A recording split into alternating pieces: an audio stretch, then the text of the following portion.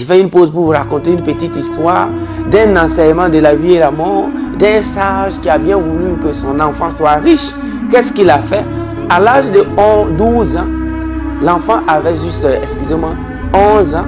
Qu'est-ce que ce sage a fait? Il lui a donné des bonbons d'aller vendre. Et cet enfant a eu à vendre les bonbons, il lui a montré quelques techniques de vente. Quand il a fini de vendre, l'enfant se retrouvait avec un bénéfice de 100 $. Et l'enfant est venu faire le rapport, le bilan à son papa. Voici papa, je suis très content, j'ai 100 $. Et le papa a dit à l'enfant, tu vas prendre la moitié des 100 $, sortir, faire des dons à des gens de mon âge minimum et surtout à des gens qui sont plus âgés que moi. Tenez-vous bien que son papa avait 60 ans, le sage.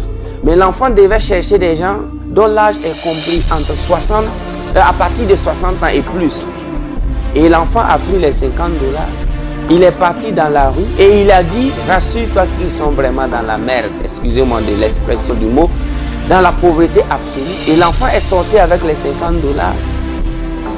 Et il s'est mis à se promener dans le quartier. Et il a vu un vieux vraiment qui avait près de 70 ans et qui commandait. Et l'enfant lui a donné 10 $.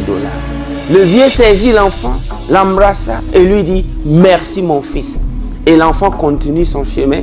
Et il en a trouvé encore et encore. D'autres c'est 5 $, d'autres c'est 10 $, jusqu'à finir d'épuiser ces 50 $. Certaines personnes ont eu à pleurer de joie en disant merci à cet enfant parce qu'il vient d'assurer sa pitance, je dirais hebdomadaire, pas une pitance du jour. Et l'enfant est revenu à la maison et fait le bilan à son papa. Son papa sourit, prend les 50 $, lui remet et lui dit, voici ton capital qui va te permettre de faire encore et encore multiplier ta richesse avec ces 50 $. Le jour que tu vas abandonner, le jour que tu vas te décourager, le jour que tu vas rentrer dans la paresse, le jour que tu vas arrêter d'apprendre, rassure-toi que quand tu auras 70 ans, un enfant de 11 ans viendra te donner ces 10 $ comme ce que tu as fait. Aimerais-tu que à 60 ans ou à 70 ans, un enfant de 11 ans vienne te donner 10 $ pour que tu l'embrasses et dises merci? L'enfant a dit non. Le papa posa cette question plus de 10 fois jusqu'à ce que l'enfant s'est mis à pleurer en disant non papa, je ne veux pas être comme ça. Et il lui a dit, il y a une seule chose qui doit te permettre de ne pas être comme ça. C'est le travail acharné. C'est l'apprentissage continu. C'est l'acceptation des réalités de la vie. C'est l'apprentissage des lois universelles. Et imaginez-vous, quelques années plus tard, l'enfant est devenu sage et très très riche. Et le vieux a dit, entre toi et moi, je pense que, je ne vais pas dire que je ne vais plus te parler, mais on a plus grande chose à te dire. Donc, voici un enseignement qui m'a beaucoup marqué.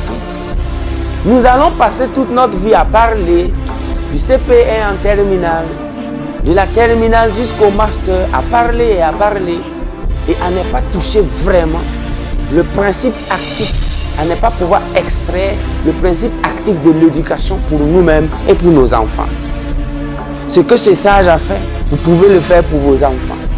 Vous pouvez le faire pour vous-même. Est-ce que tu veux ressembler à ce vieux? L'enfant a dit non. C'est pourquoi, m'inspirant de ça, j'ai décidé que mes enseignements doivent être basés sur des évidences et des lois. Je vous montre la vie et la mort et vous choisissez. Ce qui a marché et ce qui ne marche pas et vous choisissez. Donc j'ai tellement aimé.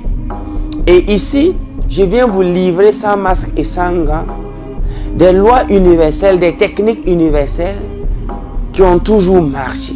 Donc le chapitre d'aujourd'hui, le chapitre de ce premier instant que j'appelle souvent the first code of all success, le premier code de tout succès, le premier pas de tout succès que je vais vous donner, et start with this law. Ça commence avec cette loi que je vais vous donner.